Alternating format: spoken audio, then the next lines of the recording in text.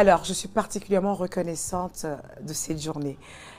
Je vois de plus en plus les avantages du métier que j'ai choisi, celui d'être animatrice TV, mais pas que, de parler de mode, d'aller au devant de la scène en fait et de valoriser ses stylistes. Aujourd'hui, en l'occurrence, je suis face à une bibliothèque vivante, je suis face à une pionnière, je suis face à Michel Yakis. Bonjour. Bonjour, Emmanuel. Comment tu vas? Je vais bien. Oh là là. Et toi? Est-ce que tu... D'accord. Est-ce que tu sais que... Désolée, je te coupe direct, il faut que je te dise quelque chose. Dis-moi. Ça fait des années que je passe devant cette rue. Je ne sais même plus combien d'années. Et je n'avais pas de visage réellement, en fait, sur Michel Yakis. J'avais juste un nom. Ce nom-là. C'est combien d'années que ce nom est dans la mode, en fait? Ça fait 50 ans. Et Dieu fait toutes choses à son temps. Il a fallu aujourd'hui pour qu'on se rencontre. Merci d'être venu. Merci beaucoup. Merci à l'équipe d'NCI. Merci. Alors, qu'est-ce qui t'a poussé en fait à t'orienter dans la mode, dans ce secteur? Ben, ce sont les circonstances de la vie. Je n'ai pas choisi d'être dans la mode. Les parents ont décidé que j'aille faire mes études en France. Et on m'a inscrit à l'école de couture avant que je n'arrive. Ok. J'étais déjà inscrite. Ok. Et donc, je suis arrivée, j'ai eu la nouvelle. Et puis, à l'époque, on ne disait pas beaucoup non. On ne disait pas beaucoup non, Non, ça c'est sûr. Donc, voilà, j'ai fait la couture. Et Dieu merci, et quand Dieu vous envoie toujours des anges, mon professeur de couture principal était un ange et qui m'a fait aimer la couture. Et depuis, eh ben, j'y suis.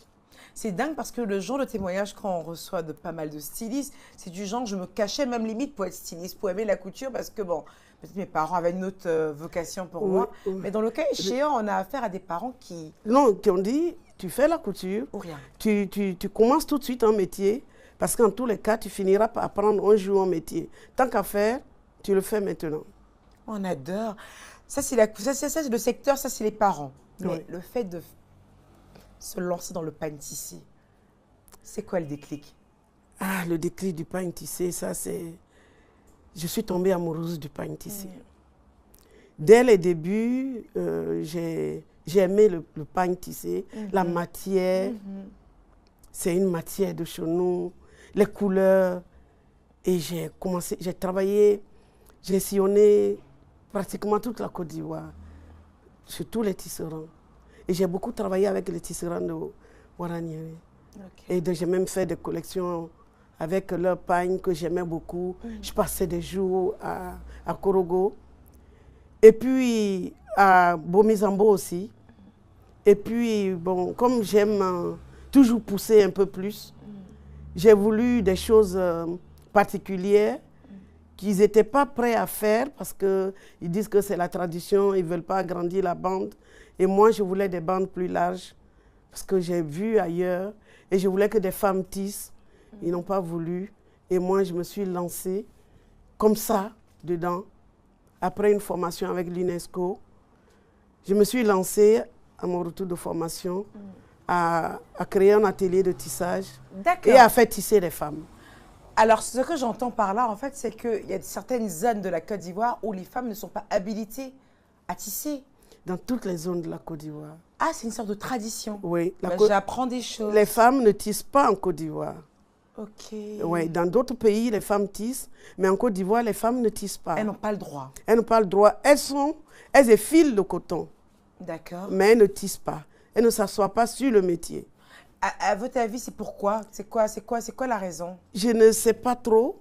C'est la tradition, mais je me dis que... Il n'y a pas de raison. Je me dis que c'est juste que les hommes ne veulent pas faire le même métier que leurs femmes. On est resté encore en fait dans Voilà, c'est ça. Ils ne veulent pas que les femmes fassent le même métier qu'eux. C'est tout. Je crois. Après avoir fréquenté, sillonné, tout ça, je me dis que c'est juste ça.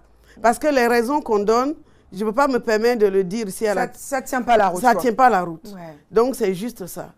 Et du coup, quand toi, tu te lèves et qu'ils t'ont bien dit, ces bons hommes, les femmes, ça ne tisse pas ici. Ça ne tisse pas ici. Et toi, tu dis, allez, maintenant, ça va tisser chez moi. Oui. Est-ce que tu n'as pas eu des soucis avec ça après? Ben, non, pas vraiment, puisque j'ai créé un atelier de tissage. Donc, je ne vais pas avec les filles tisser chez eux. D'accord. C'est dans mon atelier. C'est ça. Donc, je n'ai pas de souci. J'ai 2 ou 3 personnes qui m'ont boudé parce que je travaillais avec eux. Voilà. Et donc, ils n'ont pas apprécié que j'amène des femmes au tissage. En plus, la télévision est venue filmer à l'époque. Et c'est passé à la télé. Ils ont vu. Et donc, du coup, ils n'ont pas apprécié. Mais moi, j'ai continué mon travail avec les femmes. Et j'ai vu que ça se passait bien. Et puis voilà. Mais c'est un gros message quand même parce que tu aurais pu te contenter juste de ces hommes qui tissent, parce qu'ils tissent bien. Ils tissent très bien. Ils tissent très bien. Ils tissent très bien. Ouais, mais Ouais. c'était important en fait pour toi Oui, parce que... d'enlever cette barrière de Oui, la femme parce ne que doit pas en fait, tisser. c'est parce que j'ai vu ailleurs, Ouais. dans d'autres pays, des femmes tisser. Et puis je me dis, bon, pourquoi pas en Côte d'Ivoire? Clairement, pourquoi pas? On nous bloque? Et c'est comme ça que je me suis entêtée à faire ça. Et puis bon, voilà, Et aujourd'hui. justement, à l'époque, est-ce que c'était difficile en fait pour toi de rentrer dans ce sillage, c'est-à-dire avoir ces tisserands à portée de main, les rencontrer? Oui, c'était difficile parce que les tisserands de Côte d'Ivoire ne voulaient pas faire des bandes larges. Déjà Parce ça. que je me suis approchée d'eux. Ils ne voulaient pas faire les bandes larges. Ils sont toujours dans les bandes de 12 à 15 cm de large. Et moi, je voulais faire des vêtements sans qu'il y ait de couture. Ok. Vous voyez, ça c'est très large. J'ai dû réduire même pour avoir une largeur. Donc, ils ne voulaient pas. Et puis, j'ai vu aussi qu'il y avait plusieurs modèles de métiers à tisser. Donc, vraiment, je voulais tisser autrement en Côte d'Ivoire. Je voulais que ça soit différent. Voilà. Et donc, j'ai dû faire venir des experts de d'autres pays pour former les filles que j'avais Très bien. que j'avais prises pour pouvoir faire le tissage. Ce sont des experts qui sont venus d'autres pays en teinture et en tissage. Parce qu'il fallait que les teintures tiennent. Il ne fallait pas faire des pagnes qui dégorgent. Et donc, j'ai fait venir des personnes pour faire ça. Et aujourd'hui, quand tu regardes, aujourd'hui on est en 2025, est-ce que tu vois ton impact à ce niveau-là?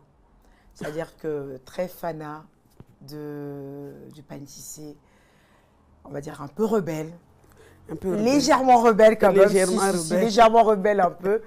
Et puis, quand tu regardes en fait, j'ai envie de dire tous ces petits risques finalement que tu as eu à prendre à cette époque, est-ce que tu sens les bénéfices aujourd'hui dans le secteur de la mode? Oui, oui, d'abord dans le secteur de la mode, parce qu'aujourd'hui, avec notre ministère de la Culture et de la francophonie, Madame Françoise Remarque, qui porte